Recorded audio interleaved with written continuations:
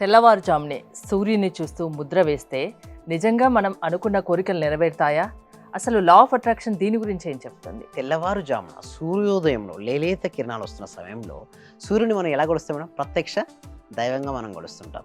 అలాంటి సమయంలో మార్నింగ్ టైంలో లేచి ఒక ముద్ర ఉంది మేడం, ఏంటంటే శంకు ముద్ర అంటాం. అంటే సూర్యుని చూస్తూ ఇక్కడ 4 ఫింగర్స్ ఇలా పెట్టి చూడండి, ఇలా పెట్టేసి ఇది వర్టికల్గా ఇలా పెట్టి, తర్వాత ఈ హ్యాండ్ ఉంది కదా, ఈ హ్యాండ్ మళ్ళీ ఇలా తీసి ఈ బొట్టన వేలు ఈ మనం లోపలికి మడిచి ఇలా ఉన్న తర్వాత దీనికి పోల్చాలి అంతే.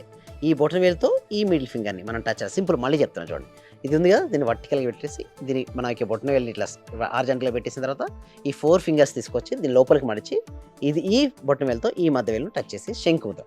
దీన్ని సూర్యుని చూస్తూ అభిముఖంగా ఉదయాన్నే లేచిన వెంటనే సూర్యుని చూసుకుంటూ మీ మనసులో ఏదైతే కోరిక ఉందో ఆ కోరిక జరిగినట్టుగా లేలేత కిరణాలపైన ఒక 70 mm స్క్రీన్ పై మనం మూవీని చూస్తాం కదా మేడం, అట్లాగా లేలేత కిరణాల సూర్యుని మనం చూడొచ్చు. అంటే ఉదయాన్నే చూడొచ్చు, మళ్ళీ తర్వాత మనం చూడలేం.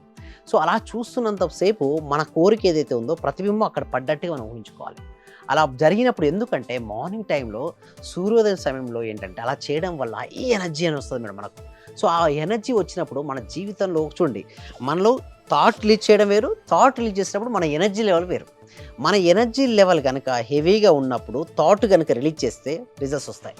సో పాజిటివ్ ఎనర్జీ ఉంటుంది. సూర్యుని చూసినప్పుడు లోపల ఒక భావన అనేది కలుగుతుంది. సూర్యుని మనం ప్రత్యక్ష దైవం కూడా వస్తుంటాం.